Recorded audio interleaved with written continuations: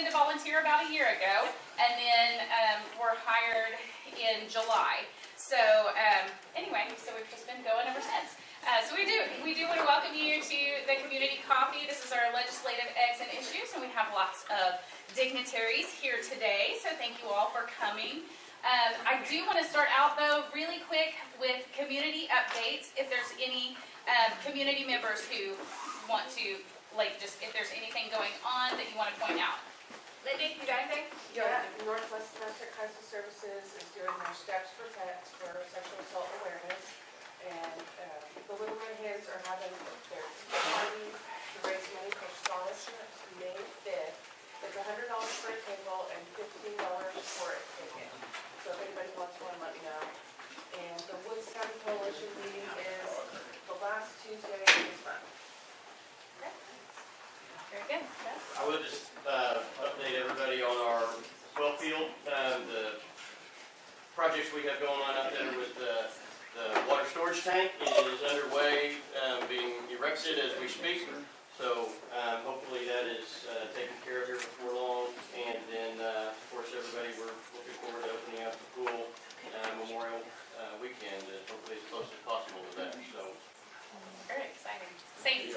City Council, Monday, 6:30, and they're installing the new council members that were voted in. Wonderful. Haley. Network at Night next Thursday, the 24th at ABC, 5 to 6:30. 23rd is the Bill Johnson Citizens Advisory meeting. I invite all of y'all to come out and see what we've got going on new out there. Send that in. That's what I was going to say. And if you're not signed up for the newsletter, make sure that you get signed up for the newsletter so that we can put all of that information out there to the public, and you're receiving that as well. We do have, it's Easter weekend, so Easter egg hunt is happening on Saturday morning, 10 a.m. sharp. If you are a minute late, you have missed it.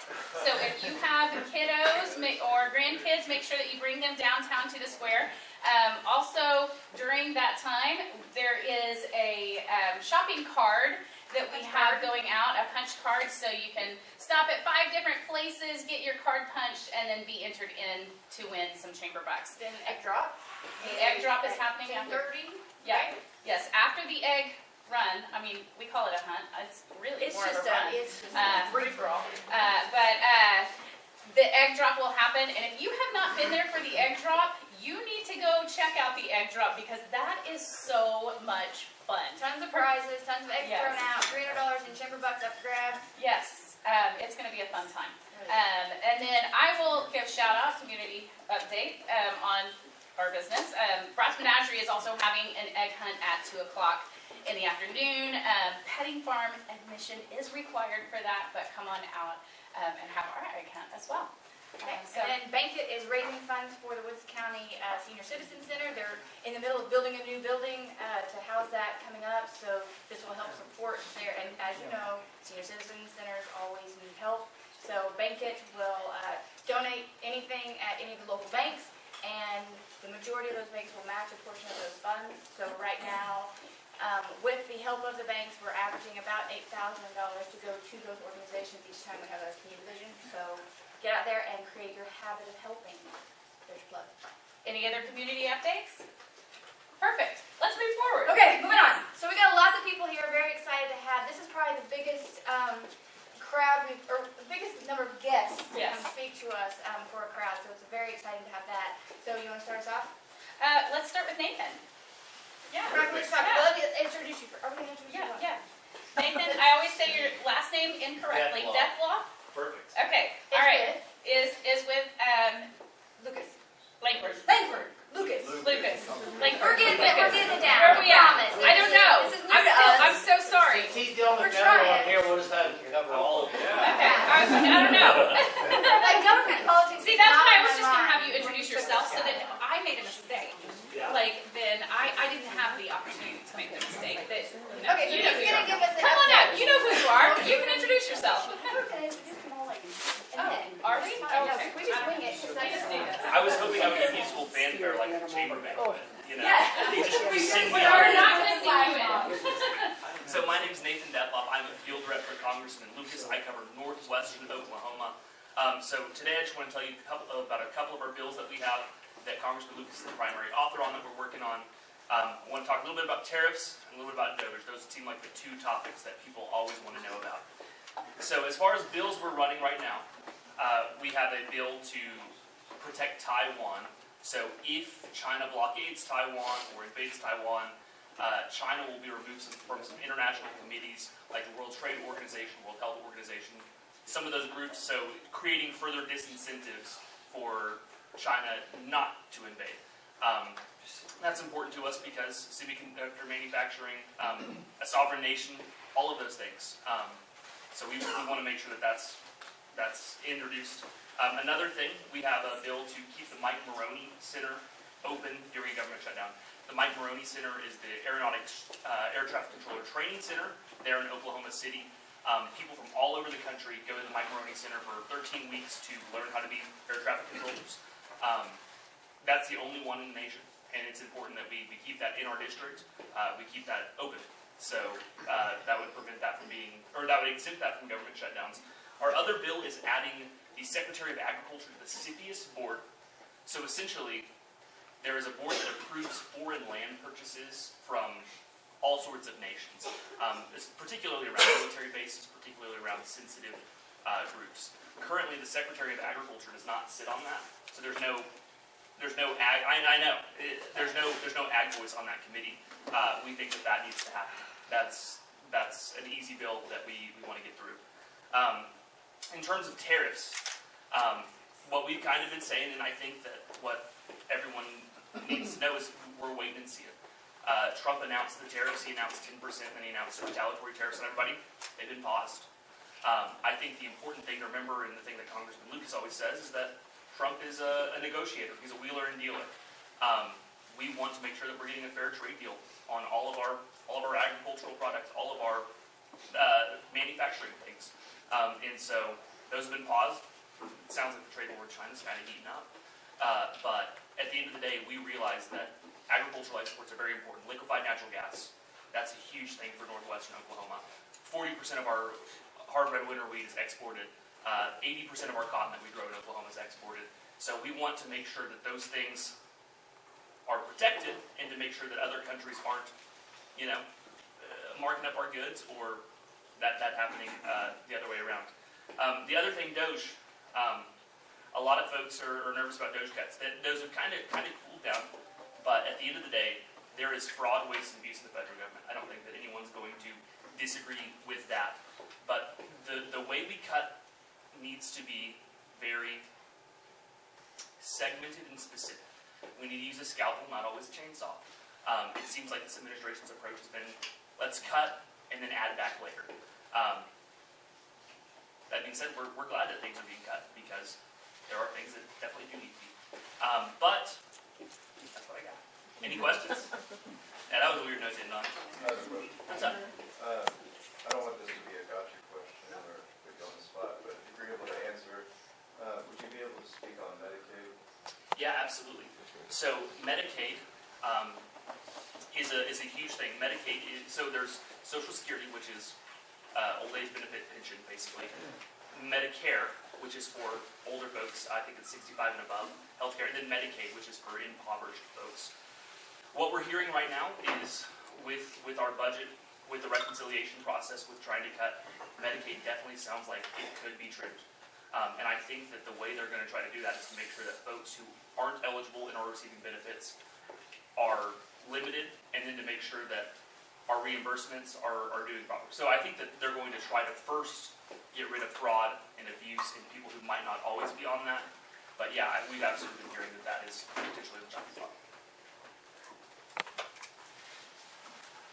All right, thank you guys.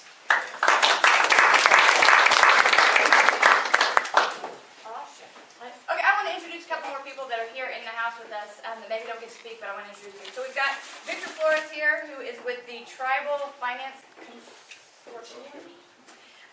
Anyway, so he's been here all week, most of the week, with the turkey hunt, visiting Alva, getting to know our people, and letting us shine for him so he can feel nice, warm, and welcome. So we're very happy to have you here. Thank you for coming. All right. We can clap, right? I love to clap. All right. Then, let's see. We've got Lieutenant Governor here. We've got our Woods County Economic Development, Jeremy Zeller. Everybody should know him, right?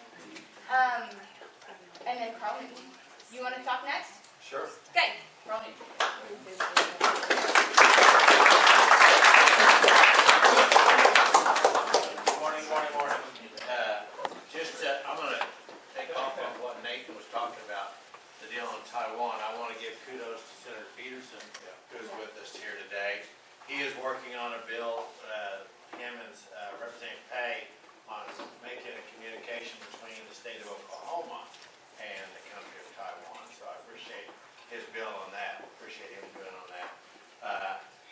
The reason I know more about these Senate bills now is because we're in the process now of doing Senate bills of committee, okay? We've done the House bills, we sent all the House bills, all our good House bills over on the Senate side now. And so now we're looking at these Senate bills coming across. I'm being nice, but, it's so far. But, anyway, by the way, I talked to Senator Murdoch. He, had a little food poisoning last night.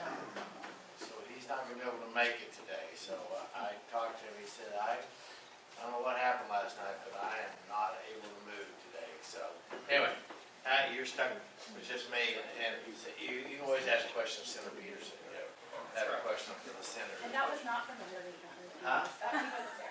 Yeah, I just want to make that clear.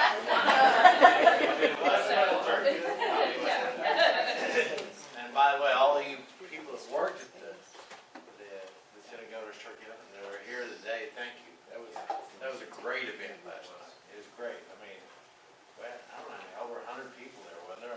122. Huh? 122. I knew you'd It have. was actually 133. I used AI and took a picture to count this morning. Alright. Okay, I'll take it. Either one of those numbers is great. I think that's probably more than most of them don't. Yeah, oh yeah, it's the largest one. So, yeah. So, you guys do a great job. Really enjoy that. One of the best takes I get every year, just so you know. I appreciate that. And so, it was good. But back on things, so we're looking at Senate bills right now. This next week will be our last week of committee, and then everything goes to the floor.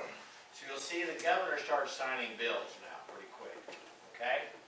Because they have to go through both houses. So if a House bill or a Senate bill comes from what they call their house of origin, and then goes to the other side, and is voted out of it goes straight to the governor's desk, unless it's amended.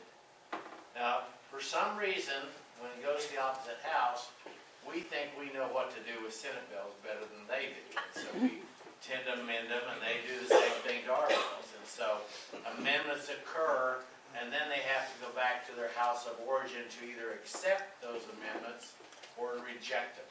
If they accept them, then they go to the governor, okay? If they're voted on the floor, if they reject them, then they send them to conference. And that's where you have committee members from both sides come together and they decide what the bill is. After it comes out of conference committee, then it has to be voted on both sides. Just letting you know a little bit of the process. I'm sorry, that's just, I think it's,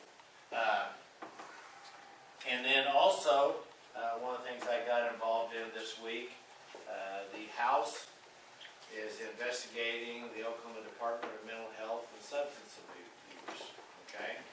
I got called in on that commission and on that committee to do the investigation. We started it yesterday afternoon, and we talked to Commissioner Treason. It's public, so if you want to watch it on TV or anything like that, I'm not telling you anything you can't see. But she came on board a year ago last January, February, and the problem is about 6 weeks ago, they said there was a $60 million shortage. Then there was a $40 million shortage. They cut it down to $40 million. Then they said there was just $6 million. So we're trying to figure out where the finances is going, and I appreciate input that I've got.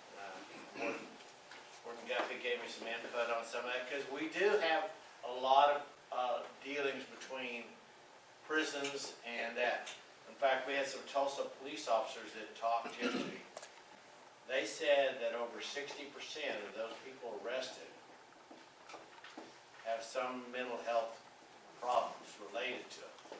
A lot of the things that come in are due to that. And we have not been good taking care of some of those. And so we had a court decision that came forward, and we were having to do that. We were allowing those that had mental health problems just to sit in their it's just not a good deal. And so, we have settled that, and we're working on that, and that's another reason we're seeing why wasn't the mental health department taking care of it. We're finding out that a lot of the sheriffs and all that were having to do all the transportation if they had if they had a mental health problem, they didn't have a place to put them, they couldn't find a place, and so they just took them in the jail. No offense, I'm just telling you what happens. And so, it's been something that's very, very discerning to us as a house. I think the governor's doing a investigation on them, and Loft is doing an investigation on them, and I think the assessor, she's doing this. And so they're being looked at very heavily. I think we're kind of stepping out and doing it in public and make sure everybody knows what's going on, trying to be, it's your government, it's your situation, your money that we're dealing with, and so we're trying to work on that. I've run quite a few bills. I think I've still started out with 12. I started out with 12 Senate bills. I farmed a couple of them out, and I think I've got 8 left. 2 didn't make it through the committee process. 1 was soundly defeated, and then I don't want to talk about that one right now. And then the other one was it wasn't heard in appropriations, and so it was a good bill. It was regarding CLO land. But we are trying to do some. We've got some things going on. One of the things we're looking at, and I worked with Representative Brinsky. He's just south of me here, from O'Keene, and we're working on taking care of these invasive species.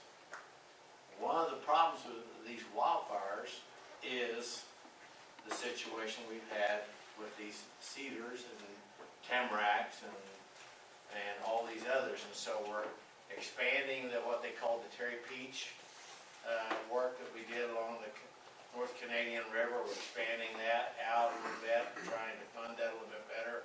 And then also, we've got a bill that the state should go back and look at all their property. CLO land, school land. You may not hear CLO that much. The school land. We're also looking at tourism. A lot of area that tourism has, right? We're looking at, I'm trying to think of all the properties, all the, Department of Transportation, all those departments. We're asking them to be responsible and look at what they have. And CLO's already come back and said they're gonna set aside $1 million every year to take care of that. And so that's a good thing. But we're trying to push this forward and make sure we're doing that. I'm sorry, folks. In my opinion, this is just my opinion, and that storm we had, that all the wildfires went through here, that's a once in a 100-year thing, and it was devastating. I'm a firm believer that we need to keep the Forestry Service. Okay. All right. I know the governor disagrees with me, but that's fine, because first of all, they coordinate all the fire departments together, but then they also coordinate with other states. You guys remember, we're trying to bring air support and all that in there. They couldn't get up that day. I'm sorry. I'm telling you, I traveled to Tulsa since then, and where those wildfires over there, I can guarantee I've seen a lot of wildfires around here. The one thing that burns up is what? Cedar trees, right? Those winds and fires were moving so fast, they went right under the cedar trees. I know, look at me, I couldn't believe it either. That's what a terrible day that was. And I think there was a lot of people lost some things, and I'm sorry, but Mark Goller was a stand-up kind of guy. You go talk to any fire department, and you won't find anybody that has bad words about him, because he's done a great job. Now, he did resign. He did not get fired. He resigned. Just putting that out there. I talked to the Secretary of Ag. He did resign. But I am not in favor of eliminating forestry. And so that's one of the things that I'm pretty firm on. On budget, we are moving forward. Both sides said they had about 90% that they're working on right now, and so we're getting closer. But I don't know what there is about May. After Easter, you get into May, there's always something happens in the air that somebody always decides they're going to mess things up. And so one of the things that I will just tell you, one of the big things is that the governor, and I know the lieutenant governor's here, so I don't mind him knowing it, but the governor wants a half and a half, okay? And he said that's only going to cost you $240 million. Well, in the first year, that's true, because the fiscal year and the calendar year are separate, okay? So for the first calendar year, it's only 40% of the year. If you do a full 0.5%, it's going to be $600 to $700 million out of the budget, okay?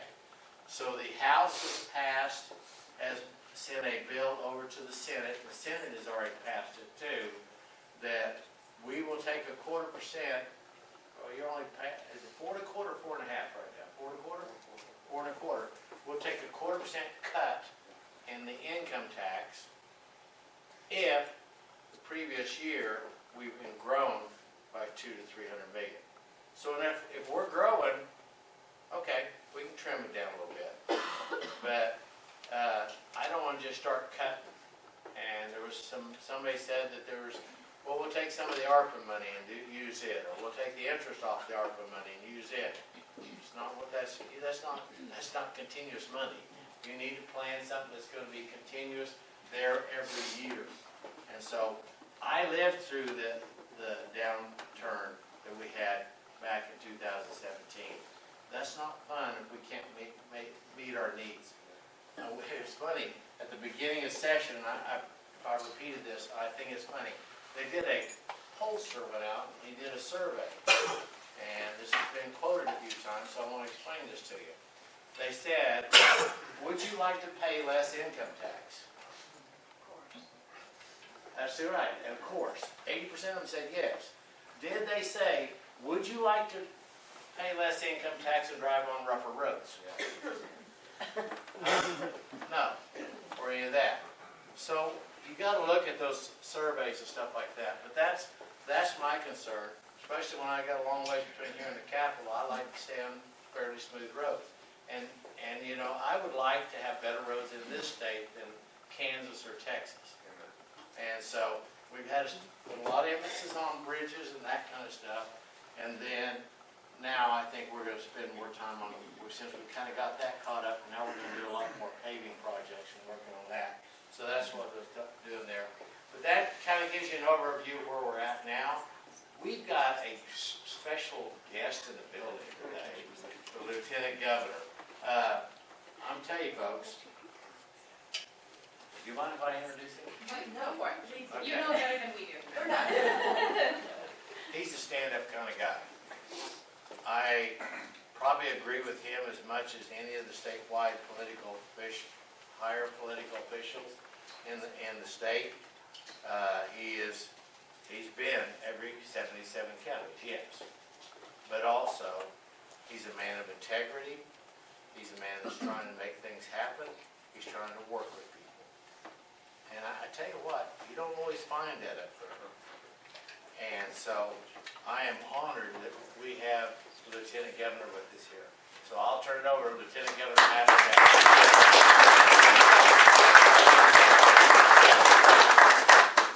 Thank you. Another round of applause for the good doctor. He's tired of me telling folks that he saved my eye, but he did. I had an eye infection a couple years ago. And you can go to his office at the state capitol and get an eye exam. Well, I can't charge you. You can't charge. Correct. So now we all go there. That's right. If you need a few minutes in the chair, he's got one in his office. You talked about a man of integrity and does it the right way for the district, but very well respected at the state capitol as well. That is very important. As I said last night at the turkey hunt, you can be right, but if you're not well respected inside that building to be able to rally the troops, get people together to actually vote for your bills, then it doesn't work. And everybody's in a position of leadership. Roland, you are the Senate, you're representing the Senate today. Murdoch's probably okay with that. He might be a little nervous right now. Roland Peterson, and speaking of Taiwan, we went to Taiwan together. I mean, we went all the way over there to tell Taiwan how much we respect them. Again, this was before COVID. This was 2019. They've always certainly had a very delicate relationship with the People's Republic of China. It's even worse today. And so now Taiwan's looking to reshore as much businesses as they possibly can to America. That's good for Oklahoma. And certainly they buy a ton of our wheat. And Roland, we went to a number of companies that Roland was, I assure you, he was representing the state of Oklahoma and our export, our agriculture and export industry that we have here. So we may be going back again because Senator Peterson does have the ability to kind of create a Taiwan office. Again, probably never been a more important time to be working with them. They're kind of the gateway to the West in a lot of ways. Because that's what's happening. You've got so many businesses around the world that are looking to reshore. Some of this due to those tariffs. From your update, I hear you have not fixed everything in Washington, D.C. That was the overarching theme there. I'm only half kidding. Love me some big Frank Lucas. But man, I am glad I'm not in Washington, D.C. trying to fix those problems because it is a lot. But what I will tell you, speaking to those tariffs, we are getting more phone calls. I mean, what those tariffs are doing is creating a whole lot of conversations in businesses across the pond of, hey, maybe it is time for us to reshore part of our business because we will not be able to afford those tariffs, those import tariffs. And I'll say this too: you've got a lot of small business owners in Oklahoma. My wife is one of those. She's an entrepreneur. That make products overseas. Many of the products, most of the clothes that probably we're wearing right now from China. So I'm sensitive to that. That there's hundreds of thousands of small business owners across this country that make a lot of products overseas that are having to make a ton of very difficult decisions right now too. So I hope this doesn't last that long, is what I'm getting at.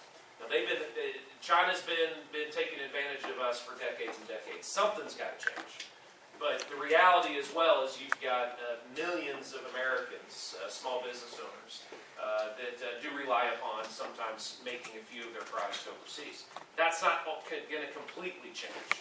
But if you got 135, 140% tariff going both ways, there's going to be very little to no trade if that lasts much longer. And that is going to affect a lot of decisions both in this state and in 49 other states and countries around the world. But yes, one of the reasons I was here is because we had the 37th annual. Although last night some folks were telling me Alva's been doing it for 39 years. So you all really helped start this turkey hunt. So good job. It is the largest with, not even close, second place. You guys are always turn out in huge numbers. And as I said on the radio this morning, what a great idea from our Department of Commerce. And again, I'll just say Alva led the way there, of saying, hey, we got to get people to the state. We got to get people to Alva. We got to get people to Woodward. We got to get people to Western Oklahoma. Why? Because you got to see it. You got to be able to pass the eye test for businesses that are looking to expand, looking to relocate, or as I say all the time, cranky CEOs. There's a lot of them, by the way, around America today in anti-business states that want to move to America. And some of this was fueled by COVID. You probably know, you probably have heard some of the stories from maybe colleagues in other states. But I'm telling you, I have never seen this kind of environment in the state. Companies looking at Oklahoma for the first time. Yes, we're affordable. Yes, we're friendly. Yes, we have a great workforce. One of the best career tech systems in the entire country. It's not me just preaching that, by the way. Go talk to any site selection firm. They will tell you it's us in Georgia have the best career tech systems in the country.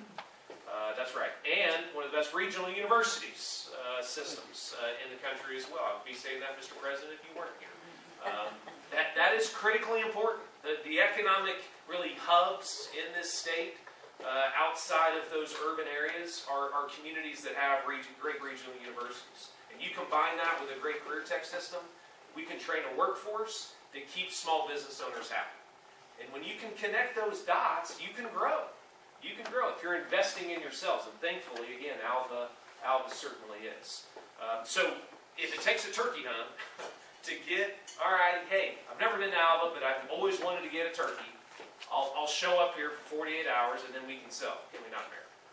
So a great night last night. Man, it's been a crazy last 72 hours. I started in the firehouse in Okemah a couple days ago. Kicked off breakfast there. Went from there to Duncan. Duncan overnighted in Duncan. Went from Duncan to Elk City. We flew. I was a little spoiled on that one because that's a long drive. So got me out west. Went from Elk City to Woodward. Shattuck. Well, yeah, I went to Shattuck first. Had to see a new distillery there in Shattuck, and then to Woodward, then to Alva, and here we are. So, and then next week is southeastern Oklahoma. Different bird season down there. So we love it. It gets me fired up to go to these communities to hear from them of what we at 23rd and Lincoln need to be doing to help you. And let me talk about a couple of those issues, because about a year ago I started a workforce tour around the state. I mean, I wanted to go directly to, and by the way, we didn't do one in Tulsa and Oklahoma City. We got out of those urban areas, and we hit, 15, 20 communities probably over really 6 to 9 months, and went directly to small business owners, mayors, city managers, and talked about, again, workforce challenges that communities have. And we always did a health test on housing and child care. We started in a couple of those areas. Because we're talking about Medicaid, we're talking about tariffs. A lot of child care centers in the state that we're kind of propped up with some of those one-time COVID dollars, COVID relief dollars.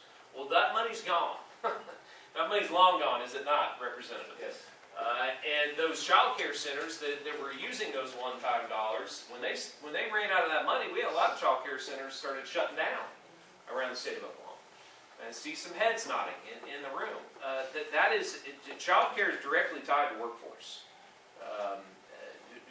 More so than many issues. And you combine that with not having enough housing and quality housing in a community, those two issues will, small business owners and big business or small business will flock out of a community if you don't have that type of infrastructure. So I can get into that a little bit if you want when we open this up for questions.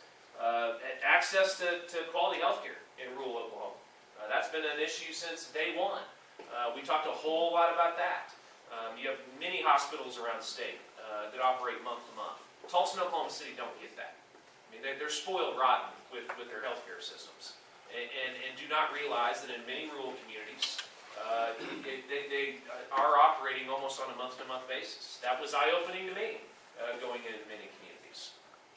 But the issue that came up, almost more than anything else, that was very uniform across all communities, was just infrastructure needs in a community. So I'll give you a Durant as an example, and it is Durant. It's not Durant. It's Durant. So we're down to Durant, which is the front door to Dallas. One of our front doors to Dallas. North Texas is just growing into Oklahoma. Okay, that's one of the storylines in Oklahoma over the next decade will be the growth. And I'm not talking about Dallas. I'm talking about Sherman and Anna, Texas, and McKinney, Texas. Right? They were cow pastures a decade ago when we would go to football games in Dallas. Right? We just drove by those towns. That's where all the cranes are in the air now. It's remarkable. They would be some of the largest towns in Oklahoma, like McKinney, Texas is. And so you've got that happening. So Durant should what? They should double in size. Maybe they're a stone's throw from one of the largest economies in the world. Durant can't build another home right now. They cannot build another subdivision in what should be one of the fastest growing communities in the state of Oklahoma. Why? Because they have a 10-inch water line that runs through the center of their town. They run low on water every year at the end of summer.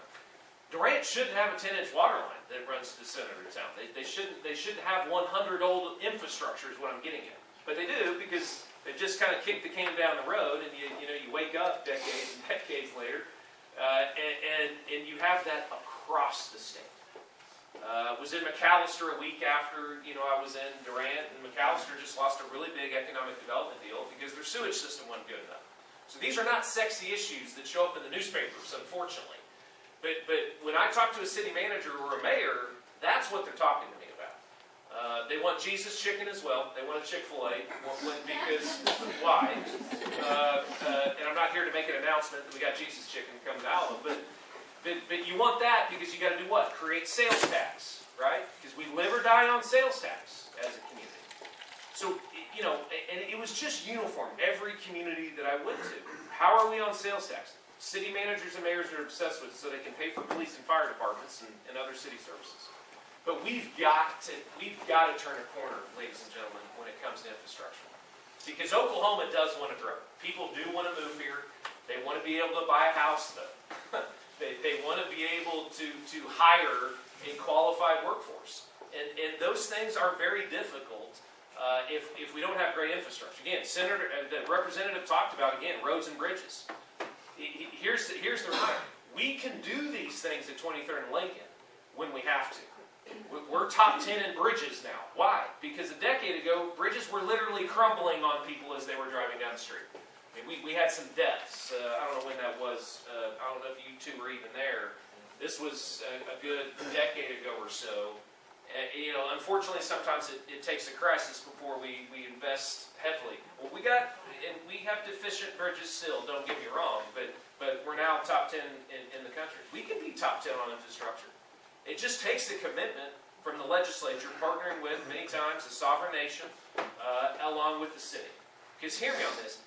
Most cities across the state don't have the resources to fix a 10-inch water line. Those things aren't cheap, or a sewage system. Those cities that have a sovereign nation in their backyard can Durant, they have that. They have one of the wealthier tribes in the United States, and they're going to help. Choctaw Nation's going to help, but they can't do it all either. So I'm starting to have conversations with the legislature of, what kind of revolving fund could we potentially put in place? Some sort of matching grant program, so that when Durant needs to come up with $10 million. Hera needs to come up with $10 million right now. Bedroom community to the 20th largest city in America, which is Oklahoma City today. They're short $10 million on a water line to build a new subdivision. They already started on the subdivision, and then they realized that they didn't have enough money for this water line. Guthrie, Oklahoma, 60 miles of infrastructure. Good luck. One of the more historic towns that we have in the state. So I don't want to belabor that too much, but we do need to be honest with ourselves as a state, that we cannot keep kicking that down the road. I want the best roads and bridges too. That is part of infrastructure. But it's a lot of other infrastructure needs that mayors and city managers are bringing up to me. Because sure, everybody wants more housing, most of the time.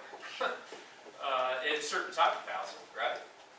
But it's very difficult to do those when communities don't have access to some of those dollars. Very briefly, let me talk to you just about tourism, because what I need taxpayers to understand is that your tourism industry is the front door to economic development. I mean, I would include, again, the turkey hunt and something like that. Youth sports, that's tourism. Again, what you got out at Little Sahara and all these amazing state parks out in western Oklahoma, that clearly is tourism. When we can get people in, when we can pull them in, as I told you, people are looking for America today, ladies and gentlemen. They're turning off their televisions at night because sometimes that news is very depressing. Certainly was during COVID. And they want to go find a small town lined with American flags and a boutique hotel, a farmer's market, maybe somewhere, some cute little retail shop. That's America. Buffaloes and apple pies. Throw that in there too, and we're off and running. The number one question that we get at our welcome centers, we have more people that visit our welcome centers than most any other state in the country, because we're smack dab in the middle of the country. And yet that's why our roads and bridges are beat up more than most states, because people are just crossing through, right? Buying a bag of chips and a tank of gas. The number one question that people ask at our welcome centers, it's not, am I going to see a tornado today, by the way? That used to be. And that's why we have to put the weather. We have TV screens almost that big with the weather up because people are, they freak out when they come through Oklahoma, they're going to think there's a tornado in Oklahoma every day. Drives me crazy. Don't get me on that soapbox. But the number one question, how close am I to the pioneer woman in Valhalla? And I know we can't all be the pioneer woman. We're not all international television stars, okay? But what is she selling? She is selling America. She's selling apple pie in Buffalo and Main Street lined with American flags. And her mercantile. You can do that in Alva. You can, is what I'm telling you. And in leaning into that Americana experience, the Code of the West, Native American history, Western culture, it sells today more than it's ever sold. And a big pile of sales tax dollars can be collected to then pay for everything else that you need to pay for in Alva if you lean into that. And so my message to you is don't try to be something that you're not. I see far too many communities say, well, gosh, that's a pretty cool idea what they're doing up in Iowa or Kansas. Listen, I don't want to be Iowa or Kansas. I'll take some of their jobs, but their companies. But we have as unique of a tourism industry as any state in the country. We are more authentic America than pretty much anywhere else in the country. And when we lean into it, we can create a very big economic impact for our state.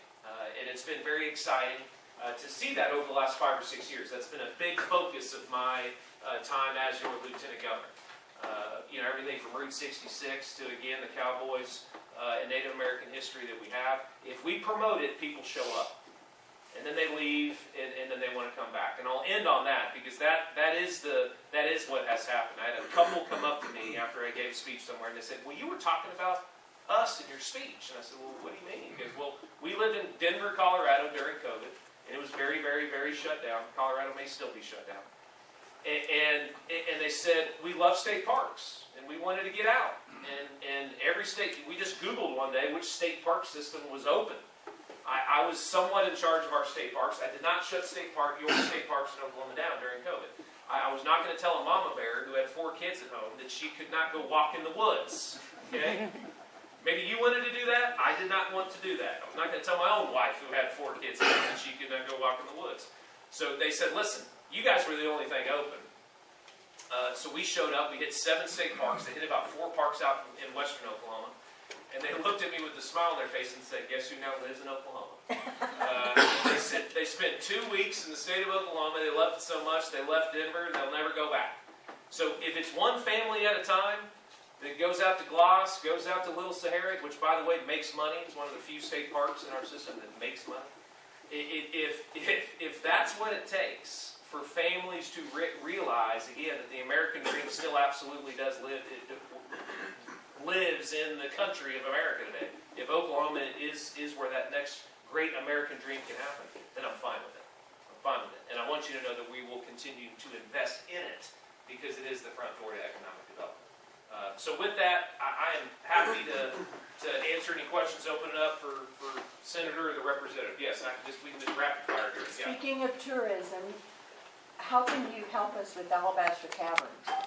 So Alabaster, there's only 2 Jensen show caves in the entire, again, playing to our strengths as a state. There's only maybe one other state that has something like Alabaster Cave. Now again, there's caves and other states promote, but they don't have something like that. And so I am still pushing our Department of Tourism to open up the cave, the rest of the cave. The tour has been quite shortened because it's still shut down. A couple $1 million to do that from the estimates that and we've been tracking on this a little bit. We hope that we can do more out there. That's not a park either that we have invested too much when it comes to RV camping. Listen, if you want to make some money from an entrepreneur, go buy some land, put some pads out, and say you've got an RV park, and you will make money. RV sales are at an all-time high in this country today. So we do need to make more of an investment in Alabaster. And why? Because it is unique. It's not like every other park. And so we have a new director at Tourism, Sterling. I would encourage you to send emails. We can get you his email. Be respectful, but just say, hey, this is very unique, and what is the plan? Here's the depressing part. We put a report together on the state park system. $300 million in deferred maintenance is the estimate, okay, of how much deferred maintenance we have in our parks. Again, it goes back to this kicking the can down the road. We just kind of put a coat of paint on some of this stuff and a little bit of lipstick, and just 5 years later we come back again. Well, it just costs taxpayers twice as much money as all that does. If it continues to fall into disrepair, it's going to cost you a whole lot more money to fix it, because it is your money. We're fixing it with your taxpayer dollars. But Alabaster is unique, and it needs an investment. It's on Mr. Zerling's top 5 out of 100. Okay. Yeah, his 8-year plan. So he's putting an 8-year plan together, like ODOT has an 8-year plan for roads and bridges, which I think is a great idea. Now, how we get to $300 million, address $300 million of deferred maintenance, I've argued we should be partnering with, private sector, getting more concessionaires in there. We should be partnering with the tribes a little bit more.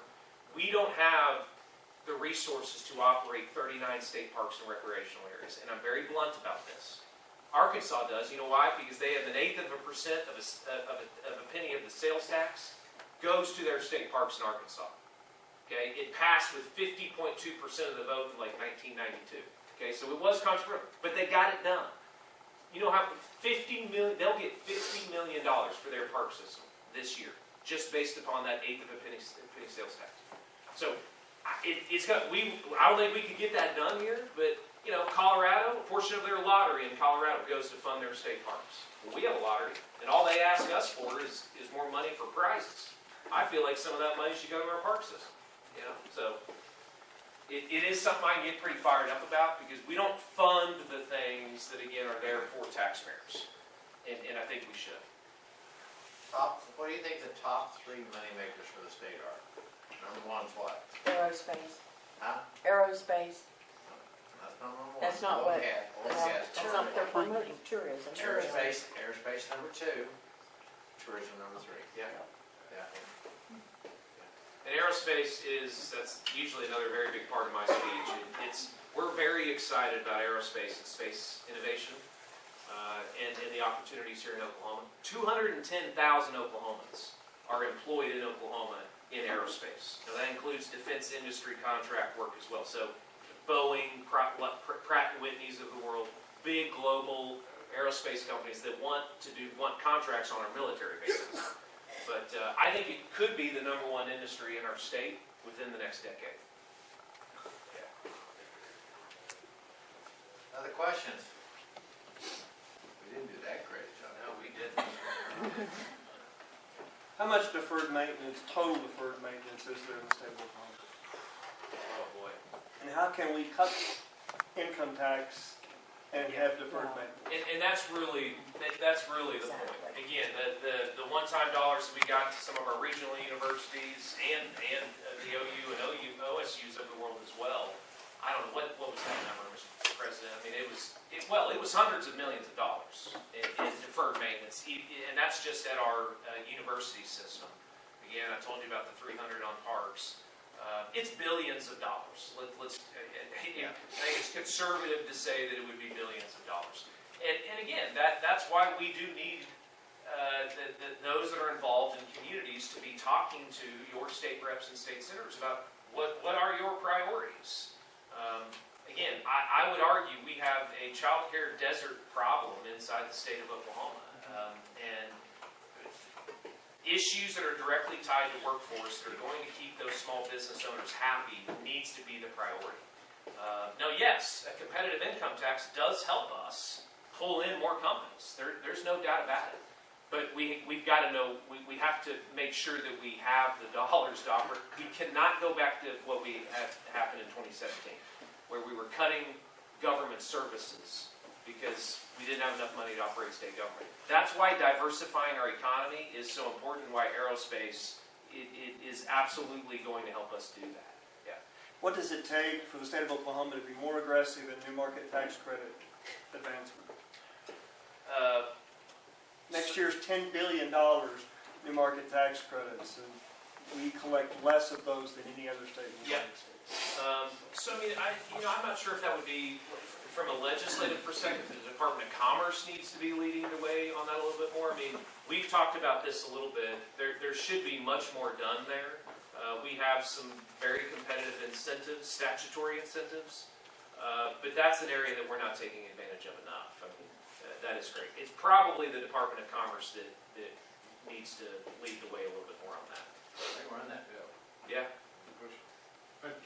Todd, to answer your question, I think, as I remember, when the ARPA requests all came out, that there was like $90 billion worth of requests that could have been needed for the state of Oklahoma. Okay. It was I remember it was just like, wow, you know. But those were ARPA, you know, that's like, what would you have if you had the ferry came by and you wanted something, well, this is, didn't want that, so. And But it's neat, it's actually neat. we can't be all things to all people in government. That's biblical. It's not political. Okay. You know, and I say that all the time. We can't be all things. We have very limited resources. We have a balanced budget amendment. Okay, thankfully, we don't have that in the federal government. We need to go fix that. And so, in Washington D.C., they just spend money they don't have. It's ridiculous. It's insane. In Oklahoma, we can only spend 95%. So I'm on the Board of Equalization. So we certify how much money that we tell the House and the Senate how much money they got to spend. And then they can only spend 95% of it because we got to put 5% in savings, which is great. That's good. Yeah. But with that kind of setup, you can't just say, okay, you get an extra $200 million, mental health department. You get another couple $100 million, Oklahoma Housing Stability Fund, to help with developers to build homes. So we have to be very strategic with those dollars, and I think we've done a good job of that. In every legislative session, nobody's coming to the building and telling these guys they need less money. They're all coming to the Capitol and saying, well, here's why I need a 10% increase in our agency budget.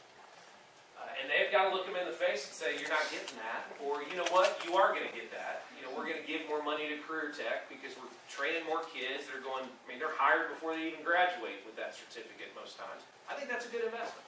But you better make sure that, Northwestern has a roof, so that they can continue to graduate more of those college degrees, right? So I think it's back to the basics in a lot of ways of where we need to get.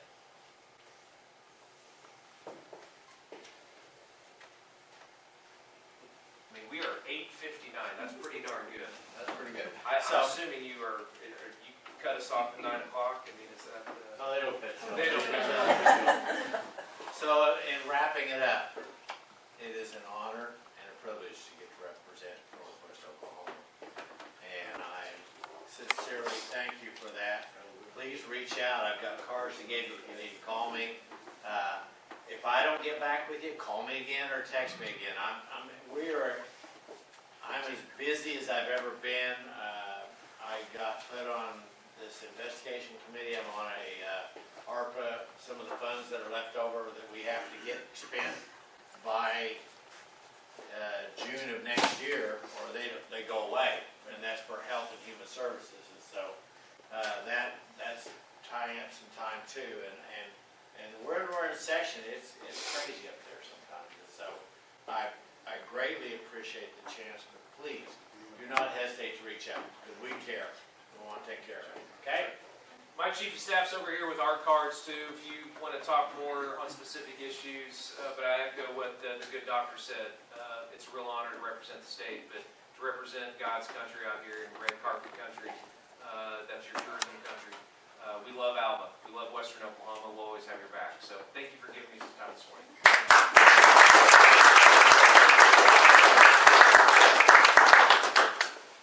Would you like to add anything? I've never missed the opportunity to say something. So, what better guy would there be to be your next governor than the guy that's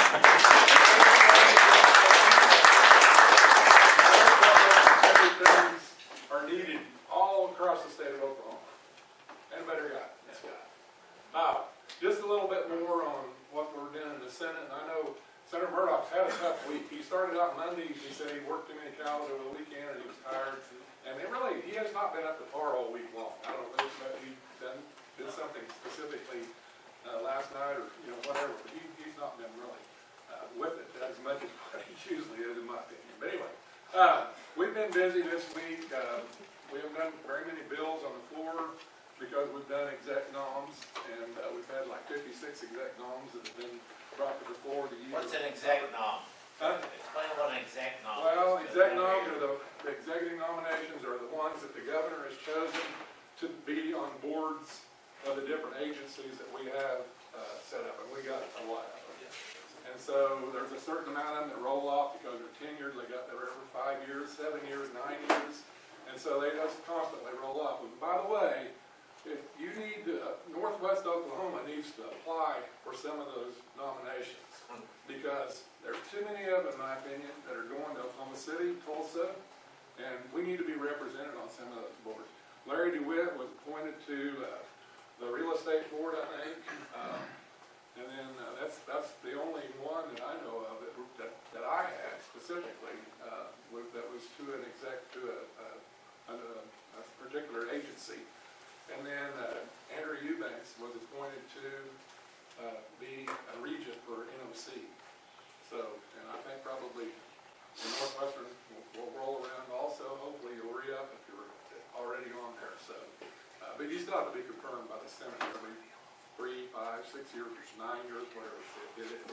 So we've been doing that this week, and there was 3 things that have been dropped on us, and fortunately because of what the legislature has done over the past 9 years since we've been elected, is we do have some options on some of these money to be spent because we do have some reserves built up. The governor's figure is a little bit different than what he tells everybody and what we think it is, and I'm not saying he's right or wrong, but some of those monies are not readily available because they're locked up and certain standards has to be met before we get access to those money.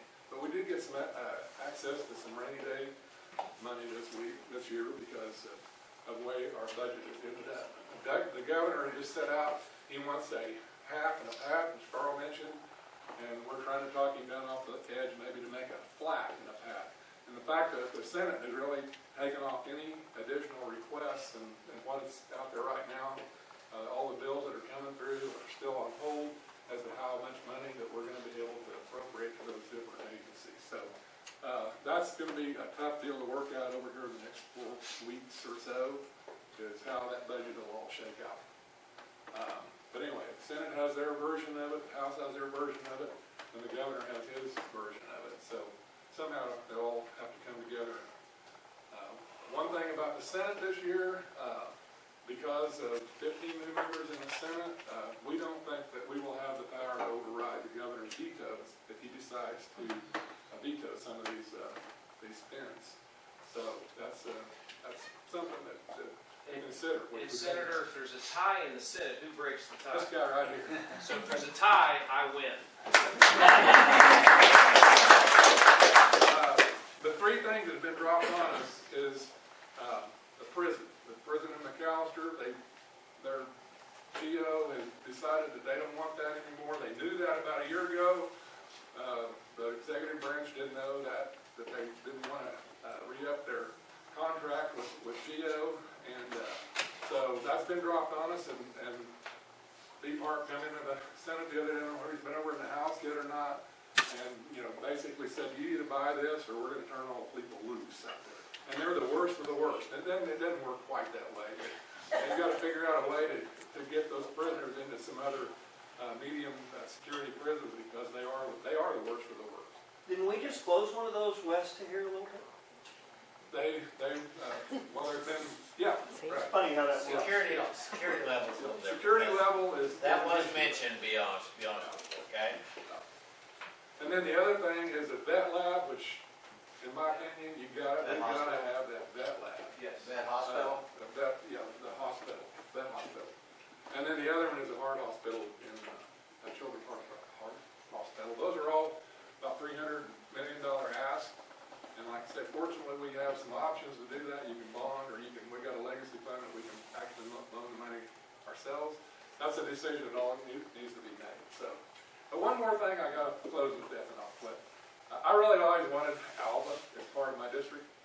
And so last year, whenever they were redistricting, or last year, 5 years ago, by the way, they were redistricting everything, so Senator Murdoch said, yeah, she said, let's see what we could do to have, for you to have Alva. So he drew a line from the tip of the panhandle to the eastern part of the state of Oklahoma, 13 miles wide, and I would have that district all the way from the panhandle to eastern Oklahoma, and that would get you about 84,000 people.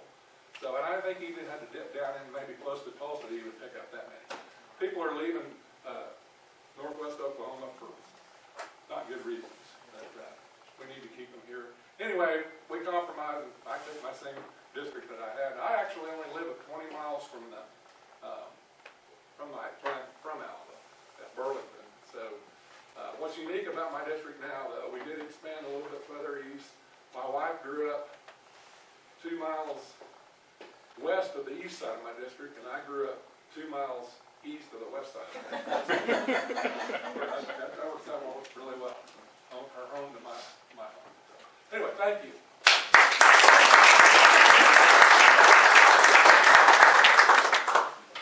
Well, anybody else have anything?